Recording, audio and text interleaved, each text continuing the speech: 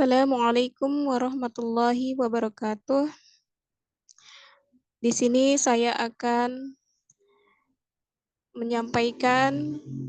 menjawab pertanyaan-pertanyaan untuk melengkapi ujian akhir semester saya dalam mata kuliah Literasi Digital Kitab Kuning. Baik, langsung saja. Yang pertama adalah pengertian literasi digital. Literasi digital adalah kemampuan untuk memahami informasi dari komputer.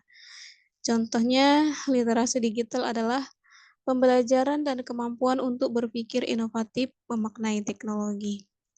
Kemudian, pada khususnya di sini adalah literasi digital kitab kuning, merupakan kemampuan memahami kitab kuning di era digital saat ini, terutama di kalangan pesantren yang merupakan tempat pendidikan khas agama Islam. Menurut Imam Bawani, kitab kuning diartikan sebagai kitab gundul dikarenakan tidak memiliki harakat seperti halnya Al-Quran yang menggunakan tanda baca. Jadi dapat diartikan juga literasi digital kitab kuning itu adalah kemampuan kita dalam memahami kitab kuning secara digital. Seperti itu. Kemudian, kemudian sejarahnya. Sebenarnya masuknya kitab kuning ke Indonesia belum ada yang mengetahui secara pasti, tetapi menurut Martin van Bruynesen memperkirakan masuknya kitab kuning ini ke Indonesia pada abad ke-16. Kesimpulan ini diambil dari ditemukannya kitab dari Pulau Jawa, Arab, dan Melayu ke Eropa. Salah satu kitab yang ditemukannya adalah kitab Al-Tamhid fi Bayan Al-Tauhid karya Abu Syukur Al-Kashi As-Salimi. Meskipun tidak ada yang mengetahuinya secara pasti kapan masuknya kitab kuning ke Indonesia, namun pada sekitar tahun 1600 Masehi mulai muncul naskah-naskah yang menggunakan bahasa Arab, Melayu, dan Jawa yang membahas tentang fikih dan pengetahuan yang lainnya. Seperti itulah pengertian kitab kuning dan sejarah singkatnya yang harus kita ketahui untuk mendapatkan ilmu memang benar-benar bisa didapat dari mana saja dan siapa saja, tinggal kitanya siap atau tidak untuk menerimanya. Jadi sebenarnya kitab kuning ini lebih populer di kalangan pondok pesantren. Karena memang di situ adalah tempat-tempat pembelajaran kitab kuning yang benar-benar murni. Seperti itu. Kemudian tujuan mempelajari kitab ini.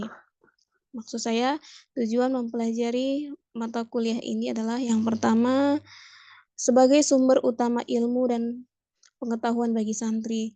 Jadi walaupun era sekarang ini adalah era serba digital, jadi sehingga kitab-kitab klasik itu banyak tersampingkan. Namun di sini, di era digital ini juga sebenarnya tidak menghalangi kita untuk mengetahui, mempelajari kitab-kitab klasik. Kemudian, kitab kuning sebagai kitab klasik yang terus harus dikembangkan di era digital ini. Karena canggihnya teknologi juga tetap akan bisa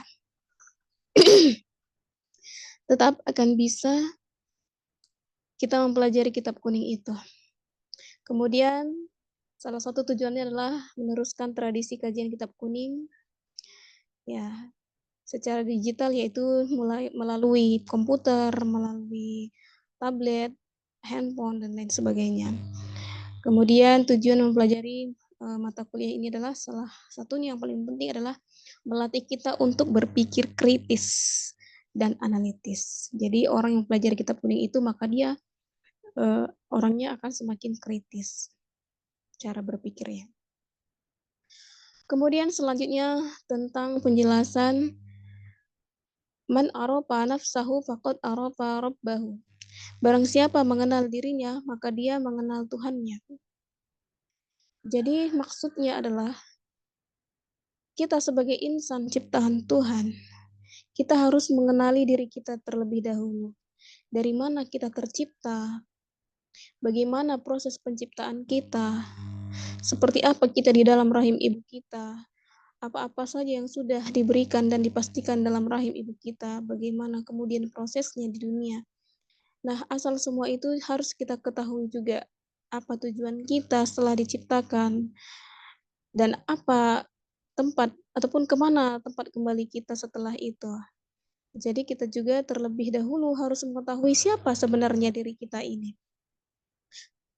Kemana kita akan pergi? Untuk apa kita diciptakan? Apa yang kita apa yang harus kita laksanakan? Nah, jika kita sudah mengetahui diri kita, sudah memahami diri kita, dari mana asal kita, untuk apa kita, dan mau kemana kita, maka sesungguhnya kita telah mengenal Tuhan kita.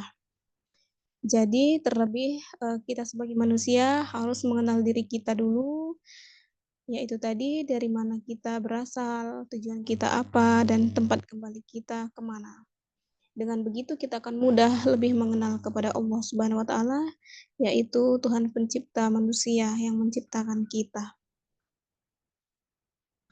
Kemudian selanjutnya, perjalanan iman, Islam, dan ihsan. Yang pertama adalah iman. Iman secara sederhana dapat kita artikan adalah keyakinan yang paling dasar, kepercayaan yang paling dasar dalam akidah kita. Kemudian Islam memiliki makna selamat, tidak cacat, dan sejahtera. Islam juga berarti ketundukan. Kemudian ihsan adalah upaya untuk mendekatkan diri kepada Allah Subhanahu wa taala dengan melakukan segala sesuatu dengan sebaik-baiknya. Jadi yang pertama itu adalah iman. Iman ini adalah keyakinan kepercayaan kita. Kita ingin percaya kepada Allah, maka kita ingin beriman kepada Allah. Jadi kita harus percaya dulu. Dalam artian iman yang sesungguhnya ya. Jadi ada prosesnya seperti itu. Pertama kita harus meyakini bahwasanya Allah itu memang Maha Pencipta, Maha Kuasa. Kita harus percaya terlebih dahulu, menanamkan kepercayaan terhadap diri kita. Kemudian setelah itu barulah kita bersyahadat, ya kan? Menyaksikan memang bahwa Allah itu adalah Tuhan yang patut disembah, tidak ada yang boleh disembah kecuali Allah. Nah, itulah Islam.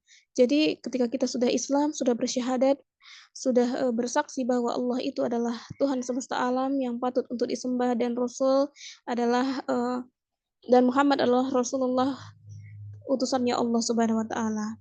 Dengan begitu berarti kita sudah terselamatkan dan insya Allah kita akan menjadi orang yang sejahtera. Nah, kemudian setelah itu prosesnya kemudian adalah setelah kita menanamkan keimanan kita, kepercayaan kita yang begitu kuat, kemudian kita pun bersaksi dengan anggota tubuh kita, dengan lisan kita. Kemudian setelah itu kita berupaya untuk mendekatkan diri kepada Allah dengan melakukan segala sesuatu dengan sebaik-baiknya, beribadah dengan sebaik-baiknya,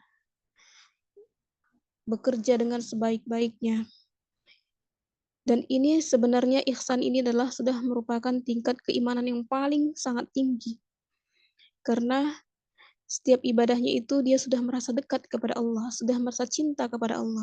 Jadi ketika melakukan ibadah bukan hanya karena memang itu sebuah kewajibannya kepada Tuhannya, namun karena memang cintanya kepada Sang Pencipta sehingga dia pun melakukan ibadah itu memang benar-benar karena cintanya kepada Allah, bukan hanya karena tuntutan dan kewajiban.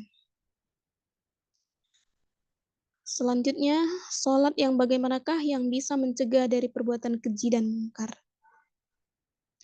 Pastinya secara sederhananya adalah sholat yang benar-benar kita pahami dalam setiap gerakan dan bacaannya. Jadi, sholat itu memang sudah merupakan kewajiban. Banyak orang mengerjakan sholat, namun tidak memahami apa makna yang tersirat di dalam setiap gerakan sholat itu, apa makna yang tercantum yang harus sebenarnya kita pahami dan amalkan dalam semua bacaan-bacaan sholat itu. Jika kita memahami ini, maka kita tuh sebenarnya benar-benar takut, benar-benar akan tunduk kepada Allah dan benar-benar takut melanggar semua eh, perintah-perintah yang Allah tetapkan kepada kita. Misalnya seperti mencuri, berbohong, melakukan kemaksiatan. Karena halnya dalam sholat itu kita sedang berbicara kepada Allah, sedang meminta kepada Allah, kemudian Allah juga memberikan ancaman kepada orang-orang yang melanggar perintahnya. Jadi intinya adalah sholat yang sebenar-benarnya yang bisa mencegah kita dari perbuatan keji dan mungkar adalah dengan kita mempelajari sholat tersebut, benar-benar memahami setiap bacaan dan gerakan sholat tersebut. Kemudian selanjutnya adalah tentang adab dan akhlak. Apakah perbedaan adab dan akhlak? Karena Rasulullah juga diutus untuk menyempurnakan akhlak. Secara sederhananya, adab merupakan kesopanan, keramahan, dan kehalusan budi pekerti yang didapat dari belajar. Jadi adab itu adalah kesopanan, keramahan, yang mana kita mendapatkan bagaimana cara bersopan, bagaimana cara ramah, bagaimana halusnya budi pekerti kita itu dengan cara belajar. Misalnya ada dalam pesantren itu pelajaran tentang bab adab dalam pelajaran kitab kuning. Nah, jadi adab itu adalah budi pekerti, pembahasan tentang budi pekerti yang kita dapat pelajari. Ada bukunya. Siapa saja boleh mempelajarinya. Namun akhlak adalah lebih tinggi daripada itu. Akhlak ini adalah sebuah nilai kemuliaan yang dihasilkan dari proses ibadah kepada Allah Subhanahu wa taala. Jadi akhlak ini merupakan nilai-nilai kebaikan juga yang kita peroleh, yang tertanam dalam diri kita itu karena memang prosesnya adalah dari ibadah kepada Allah. Misalnya saja, kita takut mencuri. Kita tidak mau mencuri itu karena apa? Karena akhlak. Akhlak yang takut kepada Allah. Berbeda dengan adab. Banyak negara-negara yang mempunyai adab yang baik, misalnya saja Jepang. Jepang mempunyai kedisiplinan yang bagus, kesopanan yang bagus, keramahan yang bagus. Namun apakah mereka berakhlak? Belum tentu, karena di Jepang masih banyak orang-orang yang mau berbuat kemaksiatan seperti berjudi, meminum khamar, bahkan berzina. Nauzubillahi min dzalik. Namun akhlak menciptakan lebih mulia daripada itu. Kita akan takut berjudi. Kita akan takut melaksanakan kemaksiatan karena kita takut kepada Allah, kita tunduk kepada Allah. Jadi intinya orang yang beradab belum tentu berakhlak, namun orang yang berakhlak sudah pasti beradab. Mungkin itulah yang dapat saya sampaikan untuk menjawab soal-soal ujian akhir semester dalam mata kuliah literasi digital kitab kuning. Mudah-mudahan bermanfaat bagi kita semua. Sekian, mohon maaf bila ada kesalahan dan kekeliruan. Mohon disampaikan saran dan pendapatnya. Wabillahi taufiq wal hidayah. Wassalamualaikum warahmatullahi wabarakatuh.